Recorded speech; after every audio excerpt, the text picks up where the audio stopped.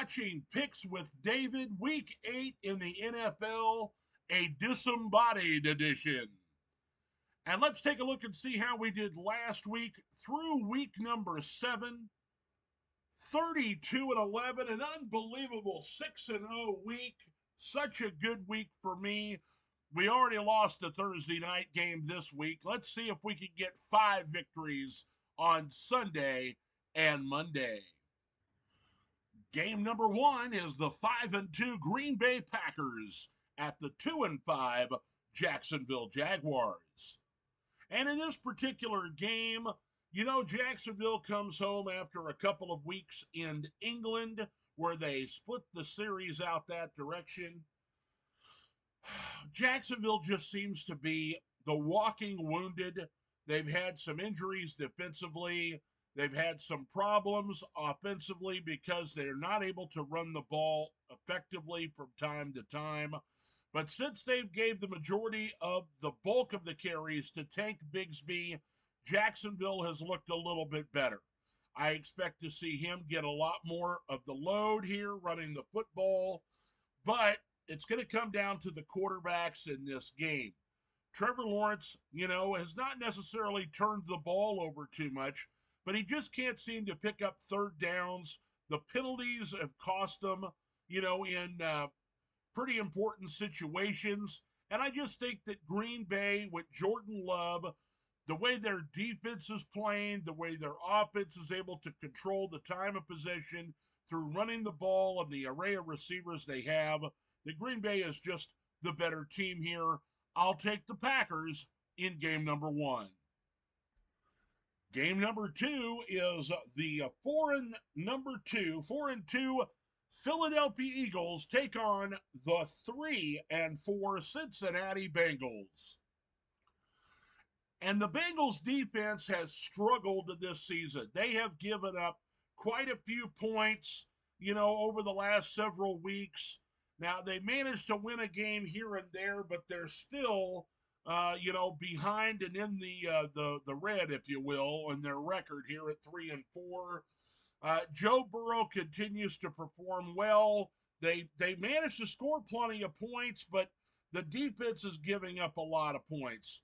Philadelphia, they've been kind of so-so as well.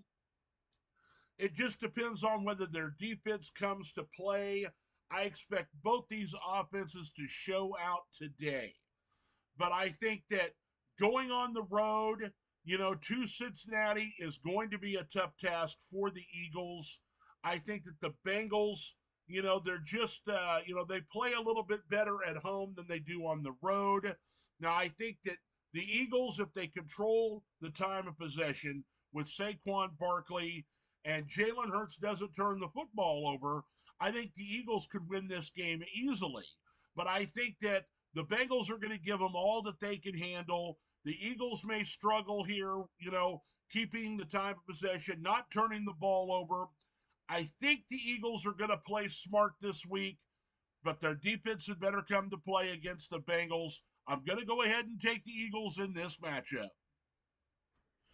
It's the 4-2 Chicago Bears against the 5-2 Washington Commanders. And here are two teams that have the playoffs squarely in their sights with rookie quarterbacks starting for them. The Bears come off of a bye week, and so they'll be a little bit more prepared and rested for the Commanders. Now, Jaden Daniels got hurt last week, and Marcus Mariota had to come in and finish off the Panthers. But, we don't know whether Jaden Daniels is going to play in this game. Either way, I think that the Chicago Bear defense is superior to the Washington Commanders defense. I expect offensively, both teams will attempt to run the football. They've got really good running backs in Devontae Swift for the Bears and Brian Robinson Jr. for the Commanders. But like I said, the defense for Chicago is the superior defense here. So I'll take Caleb Williams and the Chicago Bears to go on the road and beat the Washington Commanders. Sunday night football, the 3-3 Dallas Cowboys take on the 3-4 San Francisco 49ers.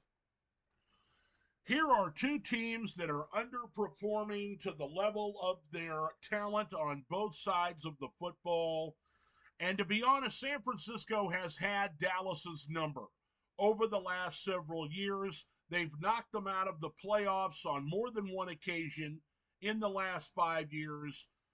You've got Brock Purdy with his offensive, unit here. They're continuing to survive without Christian McCaffrey, but they've got themselves some injuries. Brandon Ayuk is now out, and that means it's on Deebo Samuel and Jawan Jennings to be the top receivers. Now, we did see Ricky Pearsall come back last week from the gunshot in the preseason. Perhaps he will catch on.